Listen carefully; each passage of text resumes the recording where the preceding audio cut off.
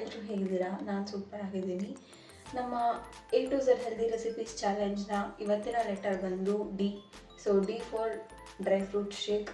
So ಇದು ತುಂಬಾ ಹೆಲ್ದಿಯಾಗಿ ವಾರಕ್ಕೊಂದ್ಸಲ ನಾವು ಈ ಸಪ್ಲಿಮೆಂಟ್ಸ್ ಅದ್ರ ಮೇಲೆ ಡಿಪೆಂಡ್ ಆಗೋ ಬದಲು ಈ ಥರ ವಾರಕ್ಕೊಂದ್ಸಲ 2 ಸಲ ಡ್ರೈ ಫ್ರೂಟ್ ಶೇಕ್ನ ಮಾಡ್ಕೊಂಡು ಕುಡಿಯೋದ್ರಿಂದ ತುಂಬಾ ಹೆಲ್ತ್ ಬೆನಿಫಿಟ್ಸ್ ಇದೆ.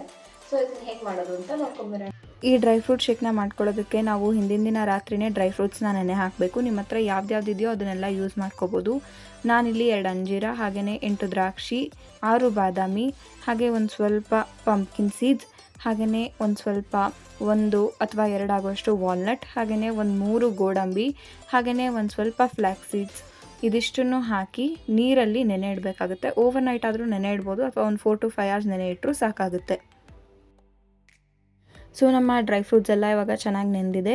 ಇದನ್ನು ಮಿಕ್ಸಿಗೆ ಹಾಕಿ ರುಬ್ಕೊಳ್ಳೋಣ. ನೀವು ಬಾದಾಮಿ ಸಿಪ್ಪೆ ತೆಗೆದು ಕೂಡ ಬಳಸ್ಕೋಬೋದು. ಹಾಗೆ ಇದ್ರ ಜೊತೆ ನಾನು 1-2 ಬಾಳೆಹಣ್ಣನ್ನು ಬಳಸ್ತಾ ಇದ್ದೀನಿ. ಸ್ವೀಟ್ನೆಸ್ಗೆ ಒಂದು 3 ಡೇಟ್ಸ್ನ ಬಳಸ್ತಾ ಇದ್ದೀನಿ. ನಾನು ಇದಕ್ಕೆ ಹಾಲು ಹಾಕ್ಕೊಂಡಿಲ್ಲ, ನೀರು ಹಾಕ್ಕೊಂಡು ಇದನ್ನು ಮಿಕ್ಸಿ ಮಾಡ್ಕೊತಾ ಇದ್ದೀನಿ. ನೀವು ವೆಯ್ಟ್ ಗೇನಿಗೆ ಯೂಸ್ ಮಾಡೋದಾದರೆ ನೀವು ಇದಕ್ಕೆ ಹಾಲು ಕೂಡ ಯೂಸ್ ಮಾಡ್ಕೋಬೋದು. ಬಟ್ ನಾನಿಲ್ಲಿ ನೀರು ಹಾಕಿ ಇದನ್ನು ಪ್ರಿಪೇರ್ ಮಾಡ್ಕೊತಾ ಇದ್ದೀನಿ. ಸೊ ಹಾಗಾಗಿ ಡ್ರೈ ಫ್ರೂಟ್ ಶೇಕ್ ಅಂತ ಮಾತ್ರ ಕರಿತಾ ಇದ್ದೀನಿ. ಇದನ್ನು ಸರ್ವ್ ಮಾಡಿ ಟೇಸ್ಟ್ ಮಾಡೋಣ. ನಮ್ಮ ಮಿಲ್ಕ್ ಶೇಕ್ ರೆಡಿ ಆಗಿದೆ, ಟೇಸ್ಟ್ ಮಾಡೋಣ.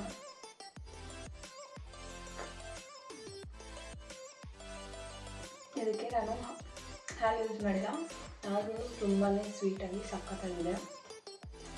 ಇದಕ್ಕೆ ನೀವು ಮೇಲೆ ಹನಿ ಆಗಲಿ ಜಾಗರಿ ಆಗಲಿ ಯಾವುದು ಹಾಕೊಳ್ಳೋಂಥ ಅವಶ್ಯಕತೆ ಇಲ್ಲ. ಆಲ್ರೆಡಿ ನಾವು ತೊಗೊಂಡಿರೋಂಥ ಡ್ರೈ ಫ್ರೂಟ್ಸಲ್ಲಿನೇ ಸಾಕಷ್ಟು ಸ್ವೀಟ್ನೆಸ್ ಇರುತ್ತೆ. ಸೊ ಹಾಗಾಗಿ ಡೇಟ್ಸ್ ಕೂಡ ಆ್ಯಡ್ ಮಾಡ್ಕೊಂಡಿರೋದ್ರಿಂದ ಇಷ್ಟೇ ಸಾಕಾಗುತ್ತೆ. ಸೊ ನೀವು ಟ್ರೈ ಮಾಡಿ, ಎಂಜಾಯ್ ಮಾಡಿ.